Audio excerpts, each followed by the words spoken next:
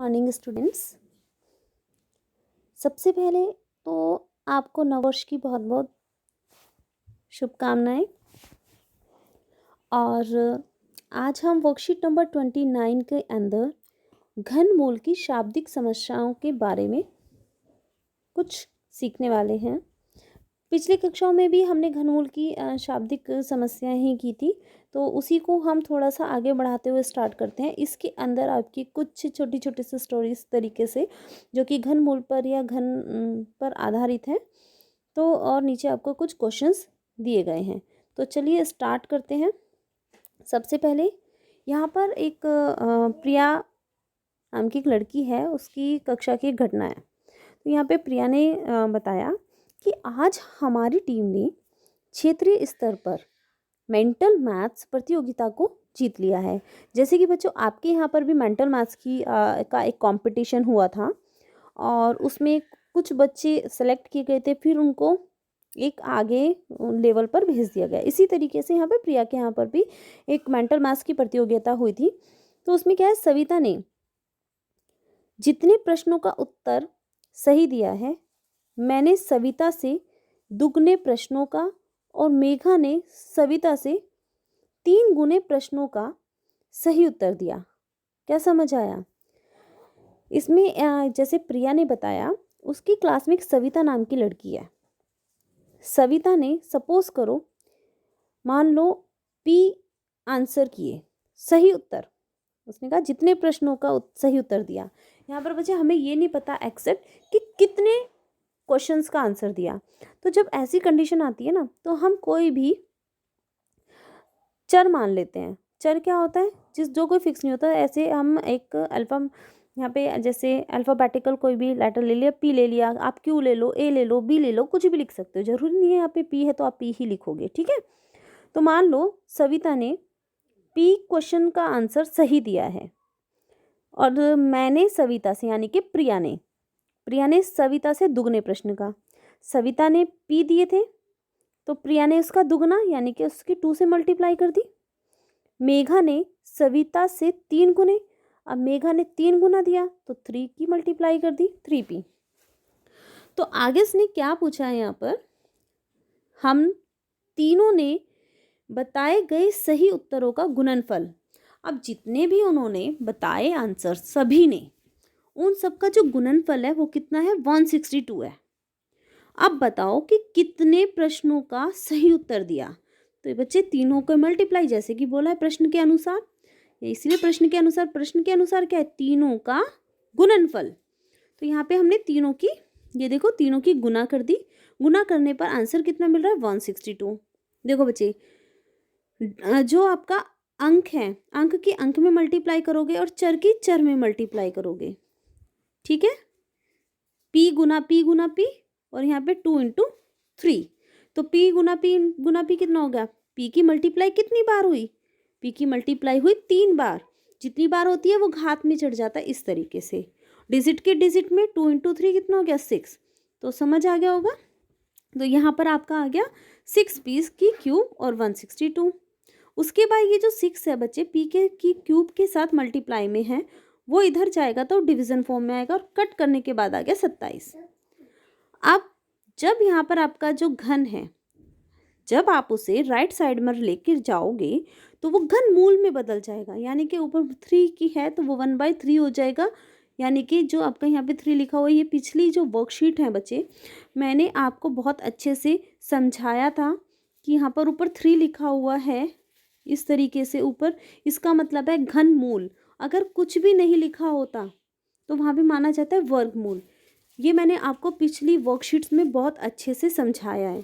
आप चाहे तो पहले उस वर्कशीट में आप जाकर देख सकते हैं, तो आपको क्लियर हो जाएगा, ठीक है। प्लेलिस्ट में है वो वर्कशीट, आप देख लीजिएगा। चलिए, जिनको क्लियर है अब आगे करते हैं। अब इसके बाद तो जैसे यहाँ 27 है, अब यहाँ पर 3 है ऊपर, तो यानी कि 3 का पेयर बन के बाहर निकलेगा। तो ये 3 का 3 बार मल्टीप्लाई, तो उसका 1 बन के बाहर आ गया 3। तो सविता ने कितने सही उत्तर दिए, देखो पी की वैल्यू कितनी आई, 3। तो पी ने यानी कि सविता ने 3 आंसर सही किए। प्रिया ने इसका डबल दिया था तो इसकी 2 की मल्टीप्लाई हुई 6 आ गया। मेघा ने 3 गुना, तो इसमें 3 की मल्टीप्लाई, तो आ गया आपका 9। आई थिंक, उम्मीद करती हूँ कि आपको बहुत अच्छे से क्लियर हो गया होगा। चलिए बच्चे नेक्स्ट क्वेश्चन शुरू करते हैं, लेकिन उससे पहले बच्चों आप चैनल को सब्सक्राइब करना ना भूलें, है ना। जिन बच्चों ने सब्सक्राइब कर दिया है वो, उन्हें ज़रूरत नहीं है। इस तरीके से सब्सक्राइब लिखा हुआ है और उसके सामने बेल आइकन बना हुआ है, तो आप उस पर क्लिक करिए और सब्सक्राइब पर क्लिक कर कीजिए। बेल आइकन पर क्लिक करने से आपको मेरी नई वीडियो अपलोड होगी उसका तुरंत आपको नोटिफिकेशन मिल जाएगा। दूसरा, अगर आपको बच्चे समझ आया है वीडियो में और आपको सारी चीज़ें क्लियर हुई हैं, तो बच्चों लाइक और शेयर करना ना भूलें, ठीक है। लाइक ज़रूर कीजिए और शेयर भी कर दीजिए, ताकि बाकी बच्चों को भी ये वीडियो मिल जाए। तो चलिए अब आगे, अब रिया की घटना की क्लास में, मतलब जो रिया की जो कक्षा की घटना है, अब उसके बारे में चर्चा करते हैं। ये चैरिटी का एक बॉक्स है, यानी कि चैरिटी पे रिलेटेड आपकी यहाँ पर दिया गया है। रिया ने कहा दीदी, रिया ने अपनी दीदी से बात की, कहा कि हम सभी ने भी आज प्रधानमंत्री राहत कोष में कोरोना पीड़ित लोगों की सहायता के लिए कुछ धनराशि दान देने का निर्णय लिया है। मैंने जितने रुपए दान दिए, यानी कि कितने रुपए दान दिए हमें नहीं पता, तो उसके लिए जैसे हमने इधर पी माना था, आप यहाँ पर भी कुछ भी मान सकते हैं, ठीक है। XYZ ABC जो भी आपको मानना है उतना, कि मैंने जितने रुपए दान में दिए, मेरी कक्षा के उतने ही बच्चों ने मेरे बराबर रुपए दान किए, और मेरे विद्यालय की कुल उतनी ही कक्षाओं ने मेरी कक्षा के बच्चों के बराबर धनराशि दान हुई। कितना मतलब घुमावदार लग रहा है ना बच्चों, उसके बराबर कितना मुश्किल लग रहा है, लेकिन जब हम इसको शुरुआत करेंगे ना, देखना आपको सारी चीज़ें क्लियर होती चली जाएंगी। उसने बता दिया कुल इतने रुपए एकत्रित हुए।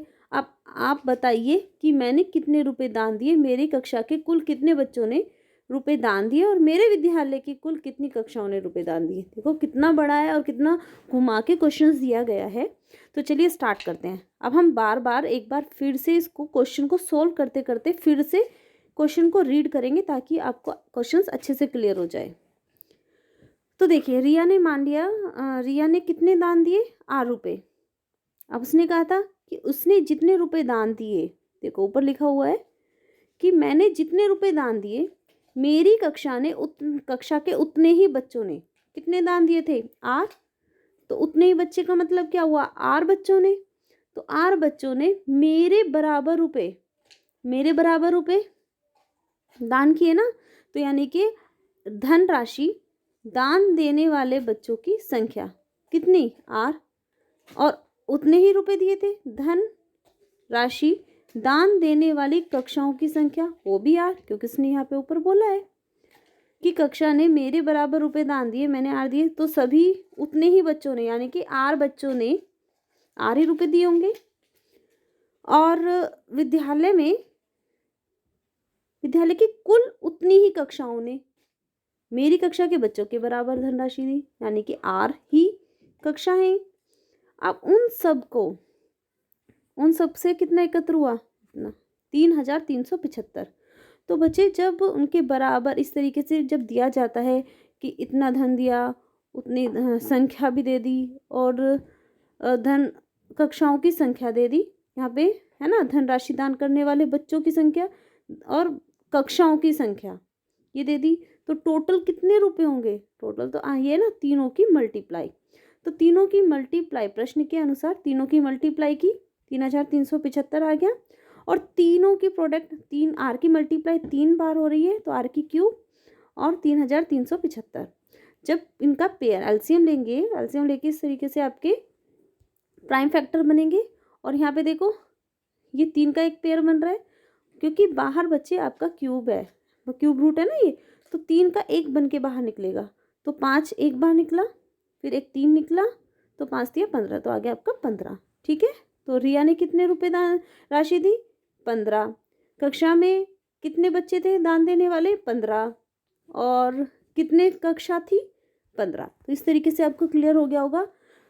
तो बच्चे आपको ना यहाँ पर कुछ 1 2 3 क्वेश्चंस दिए हुए हैं। आप इन तीनों क्वेश्चंस को आप अपने घर पर सॉल्व कीजिए और इनके आंसर्स मुझे कमेंट करके ज़रूर बताइए। अगर आपको ये क्लियर ना हो तो आप मुझे कमेंट करके बता देना कि मैम इन तीनों क्वेश्चन को सॉल्व करने की वीडियो बना दीजिए। तो बच्चों मैं इनकी भी वीडियो बनाकर आपको सेंड करूँगी। उम्मीद करती हूँ कि आपको समझ आए होंगे दोनों क्वेश्चंस बहुत अच्छे से।